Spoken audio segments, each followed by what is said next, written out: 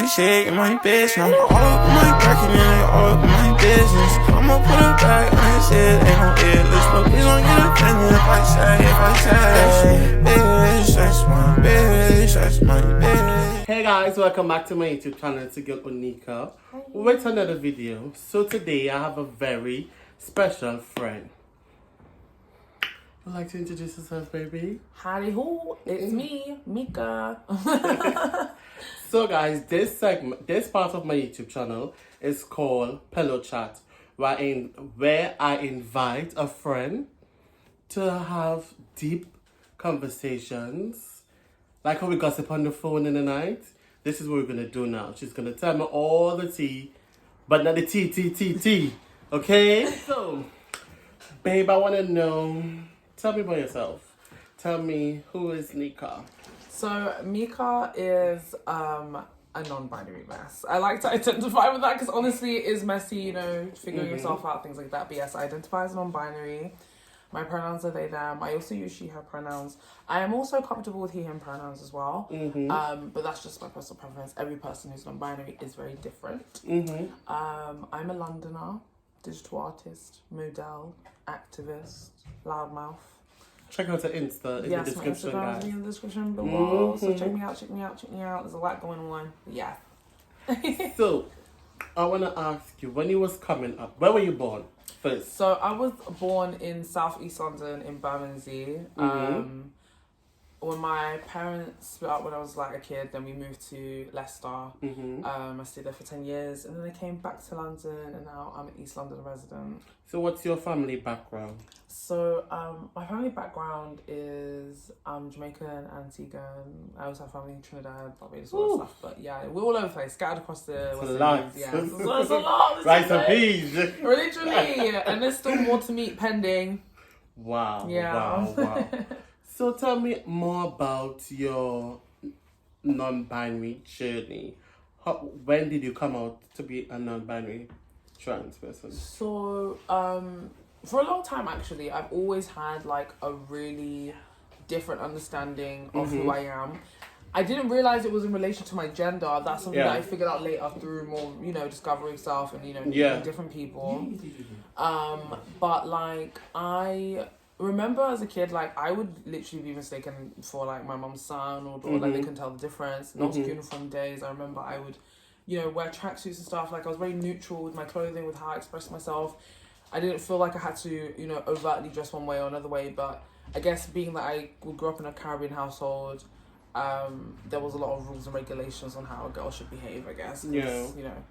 But around college, I would say around when I was about 16, 17 is when I came out gender queer and then turned into gender fluid. Then I started identifying as a trans man. And then I came to find that, you know, being non-binary fits well with who I am. Not to say that trans men and trans women and, you know, people who identify that way can't explore, you know, how they express themselves. I guess for me, it's more, I do not want to present as a particular thing per se. Yeah. So essentially, yes, this is where I feel my experience. Yeah. So I want to ask you, what is your preference in a relationship? So who will you date and who will you not date? So I guess I don't have like a preference per se of who I would and wouldn't date.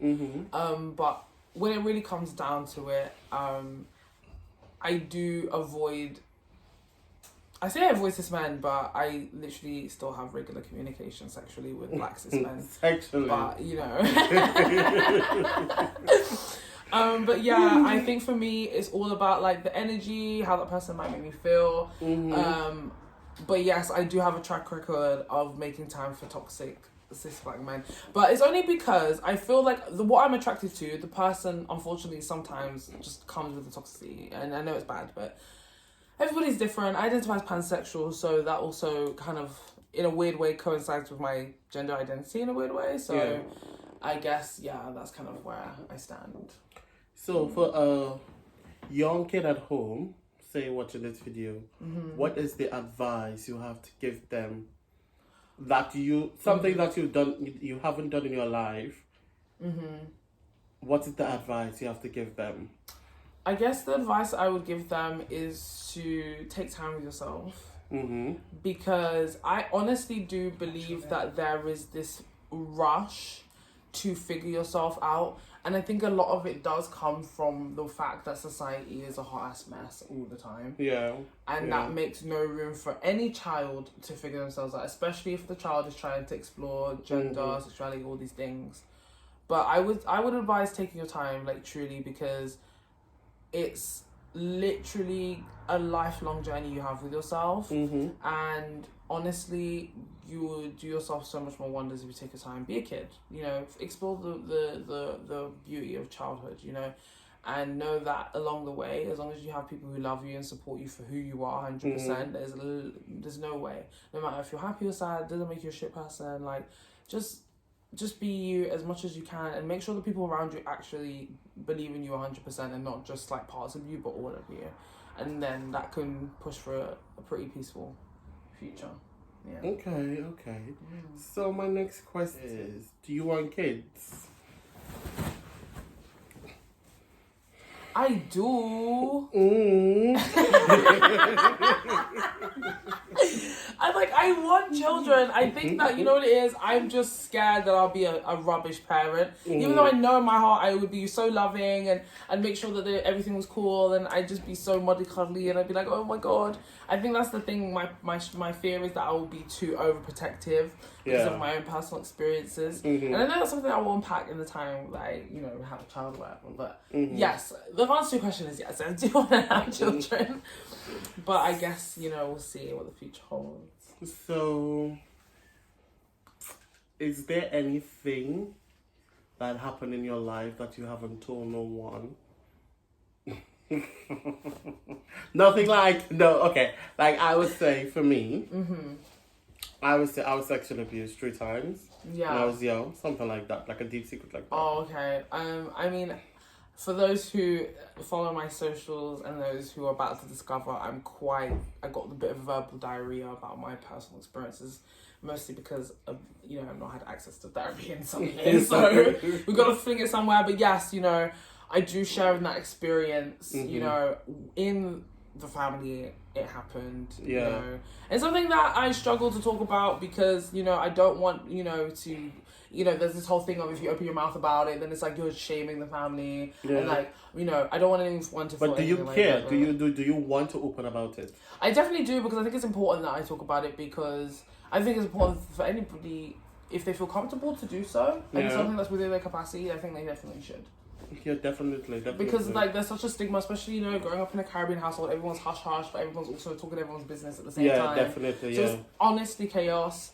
But yeah, I think that also pushed me to be more on a rush to change and to leave home and all these other things. And I think for my personal journey, because I've always been so comfortable with my masculinity, and that's something that I hold strong towards my life and stuff. My biggest struggles was how it was seen, like, in a feminine way, because I always was masculinized before I even got a chance to check if that's something that I identified with. So I think for me it's always been a bit of a kind of like a yo-yo, but now it just feels like just this nice even pattern of just peace, you know. Yeah. So I want to go to school days now. How was your school days? Living in a Caribbean house and going to school as a non-binary. #trans. Lol, I honestly, there is no one way to describe my school experience, to be honest, but if I had to give it anything, it would be a sound effect. Just kind of like, because it's just like, school is already chaotic because everybody's like just a mess. Like, let's be honest, it's a mess. There's just like so many different age groups, so many different processes of puberty happening at once in one building, filled with a bunch of like adults who don't actually want to really be there. It's just definitely true. This is the gig, you know what I mean? But I think that I had the hardest time in school mostly because of the fact that I was just so comfortable with myself, and a lot of people weren't. So that makes me an easy target for like bullying and things like that. But I feel like I did have like this weird thing of, I was bullied, but there were times when people actually felt comfortable. I mean, I felt like not popular, but comfortable. But then the bullying would start again, and then it just becomes this whole mess. So I think secondary schools, school in general, was just quite an evil place. In a way, I wouldn't recommend it, but I know we need to go to school. But there's a part of me that's like, I wouldn't recommend even going to school, because it's like, in a weird way, it's like, I want the education, but I don't want the... because I think you have to think about it. We learn a lot from society from school, right? True. So school is almost like the hotbed for all these different ideas of how we should live our life. So as you can imagine, there's going to be a lot of hostility towards people from different countries who don't speak English, who may identify in a different way. And obviously there's a whole stigma of you're too young to know what you are kind of thing. At this early age. And this early age, but it's kind of like, if you're early enough to understand that you're straight and you like this, then true say I can say what I'm saying, so hush. So it's just like, I think that school was just a hotbed for disaster. But it ended on a good note. I ended it on a good note. I ended it on my terms, which I live for. And that is a legacy that I will forever live for, because I do have main character syndrome. So there is always that opportunity to make everything a Disney original movie. So, yeah.